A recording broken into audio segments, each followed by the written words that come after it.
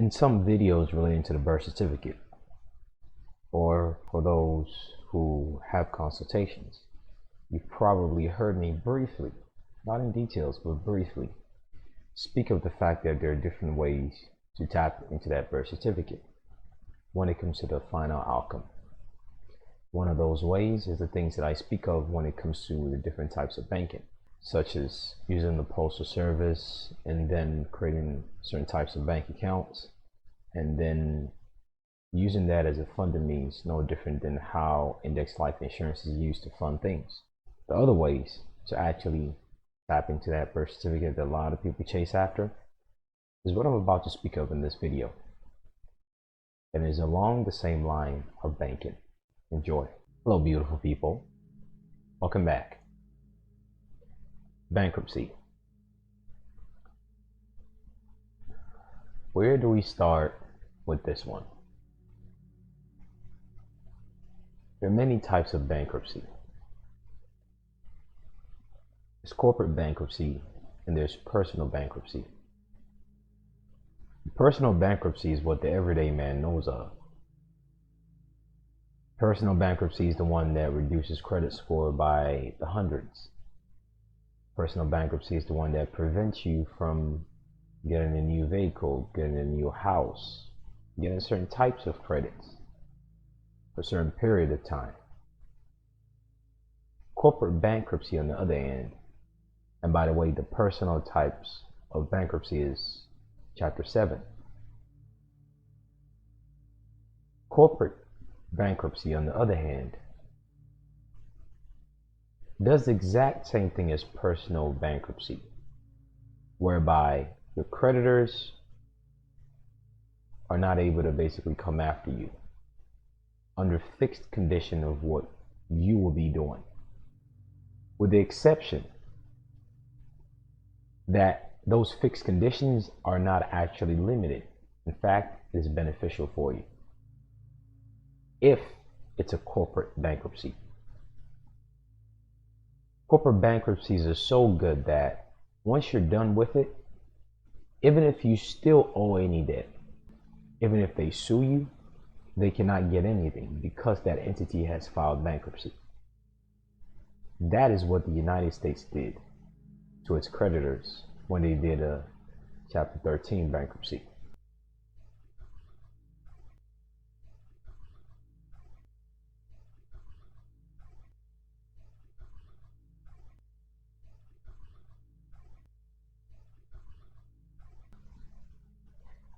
Within the United States codes, there are many titles, but when it comes to bankruptcy, Title 11 governs bankruptcy. And under these Title 11s are different chapters. Wherever a specific type of bankruptcy, like Chapter 7, Chapter 11, Chapter 12, Chapter 13 bankruptcy, wherever those types of bankruptcies exist, know that the specific chapter under Title 11 that corresponds with a specific number of bankruptcy is where that type of bankruptcy is derived. So for instance, Chapter 12 bankruptcy is a type of bankruptcy that's governed by Chapter 12 of Title 11. Chapter 7 bankruptcy is a type of bankruptcy, aka personal one, aka liquidation, meaning we'll take everything you have, distribute it as best as we can, and after that we say you don't owe anything. The scrutiny with personal bankruptcy is you still have to pay a little bit here and there, with only few exceptions, and those exceptions are what they call exemptions, such as your personal vehicle, and in some cases, some very rare cases, your house or your bank account. Basic amenities that you use every day are exempted from, quote, liquidation, but everything else that you have will be liquidated and given to those who you say you owe, unless you can fill out that bankruptcy form a specific way. Which brings us to this. In summary, if anyone was to ask you whatever type of bankruptcy you're dealing with, if they were just to ask in summary, what is bankruptcy? What would you say? Bankruptcy in summary is as simple as accounting of monies. Bankruptcy is as simple as accounting of monies. Because there's this form called Form 122A-1 and 122A-2. When you go on the United States Bankruptcy Court's website or the federal court's website and you go under forms, it will give you bankruptcy forms. 122A is what most people fill out, which is the Chapter 7 version, which is voluntary confession of how much you make. 122A-1 supplementary is one that allows you to list whatever you're exempt from. And of course, the final determination of what is exempt and what is not is based on the one acting as the executor of that is legis that you're filing that bankruptcy on behalf of, that is presumed to be personal. That executor is the acting judge based on constructive trust. We've run over the details of what an executor is compared to a trustee when it comes to constructive trust versus other types of proper trust. In summary, an executor is the same. Remember, in business, you always spend first and receive first and account for everything last.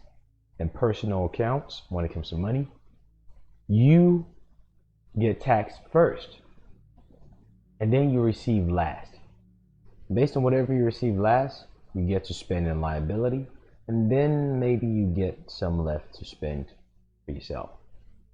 So when it says bankruptcy is a legal proceeding initiated when a person or business is unable, it doesn't clarify the fact that for personal bankruptcy, aka Chapter 7, you have no, when it comes to the rules of the court, the rules of bankruptcy is specific, no different than the rules of evidence are specific, no different than rules of civil procedures or rules of criminal procedure. Bankruptcy has their own specific rules. A bankruptcy will stay on your credit report for a number of years and make it more difficult to borrow in the future. How bankruptcy works. Bankruptcy offers an individual or business a chance to start fresh. Remember that starting fresh is beneficial to business. When you go to some type of law firm and you say, hey, you want to file a personal bankruptcy, they will feed you this same rhetoric because it's money for them. You have to compensate them to do the basic filing, to snitch on you, to subrogate you, and liquidate what you have. Chapter 7 bankruptcy is not called liquidation for no reason. They tell you it's called liquidation. They're taking what is yours and giving it to other people and then limiting you. I mean, it's a no-brainer. So they'll feed you this sales pitch that it's you starting fresh, when in truth the obvious things are right in plain sight.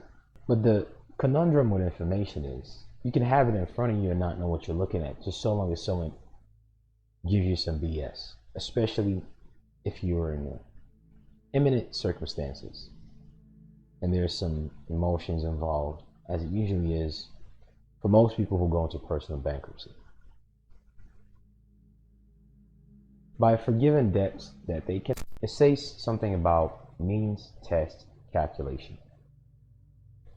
In previous videos, I went over the importance of standard, test, and elements.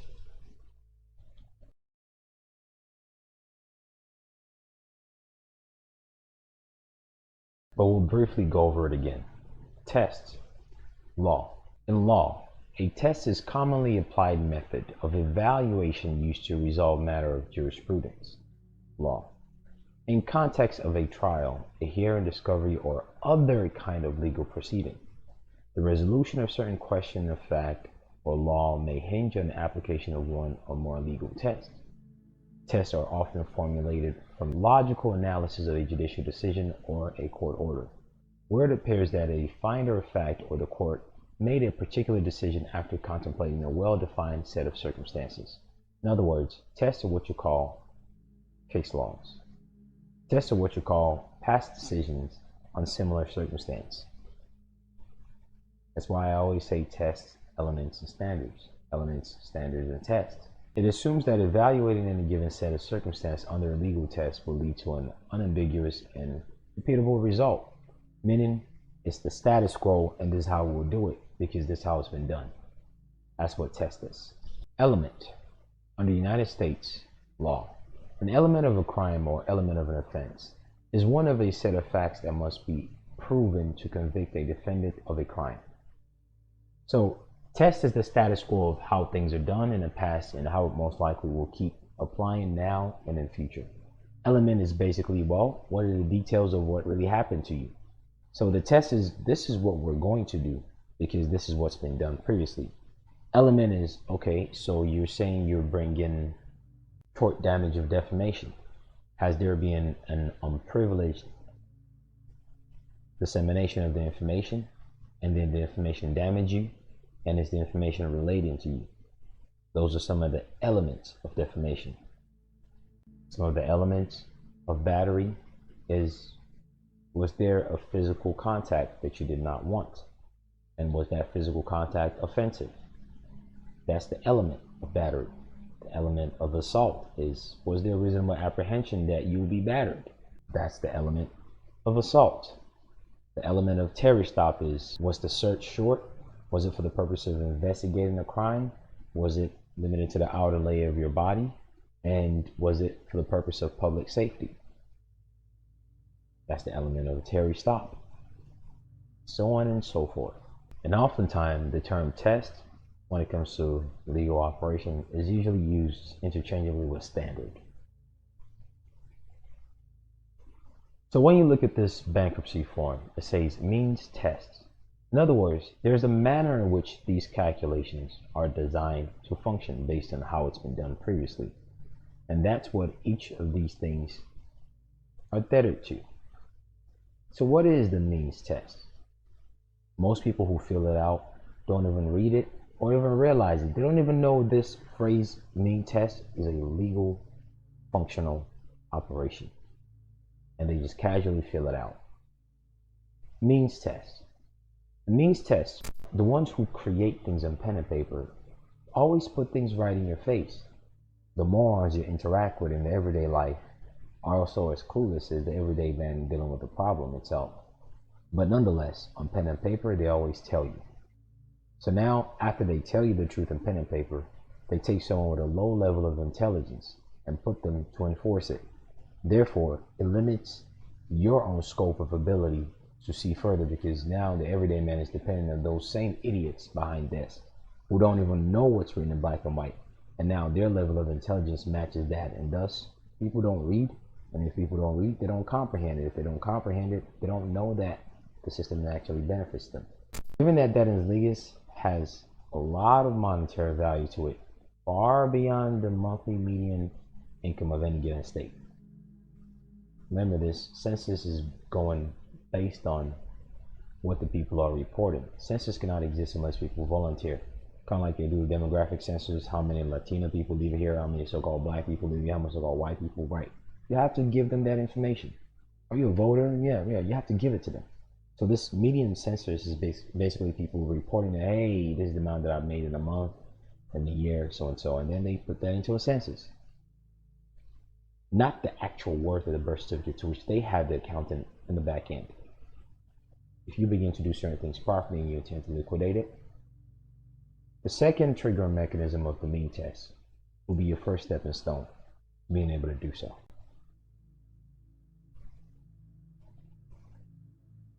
Here's another secret, so to say. Only we have to speak for each other, because anyone that wants to take advantage of you will not speak for you and will not show you the reality, albeit it's right in your face. And know that where it's used as a detriment, it can be used favorably. So with all those C-19 thing that went on, did you know most businesses filed for Chapter 11 bankruptcy? So when people speak of all these things affecting business and all this crap you see in the news, know that that's for the bird-brained everyday man who knows nothing. With all that C-19 going on, beyond all the long grants that Congress passed that affected the economy and inflation, that was specifically planned to serve just that purpose.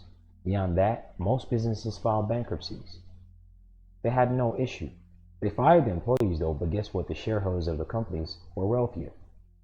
They made more money, cashed out. When you really see how the world works, everything that occurs among the everyday man will be a joke to you. And to those who don't know, when they listen to you speak, they would assume you to be arrogant. They would assume you to be disingenuous. They would assume you to be heartless. They would assume you, they might even assume you to be ignorant. All these things going on in society that people complain about, if you look closer, there's actually something that benefits them in it. If you look closer, you realize it's just a pathetic mask for someone else to just be more wealthy. Do you know this past 2020 up to this point, 2023, more billionaires were made within just those 3-year period than they were ever made within the past decade in North America. This is a land of opportunity for a very good reason. You just have to know. But fret not.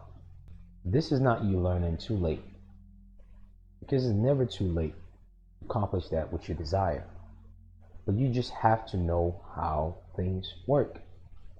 And it is not the responsibility of formal school education to show you these things. Why should they? Why should you be free when they can keep using you? Why should you be free when they can keep feeding you that you need them, when in reality it's the complete opposite? The complete 54-minute video is scheduled to be uploaded on the Patreon page, along with other videos. Take care. Best of luck.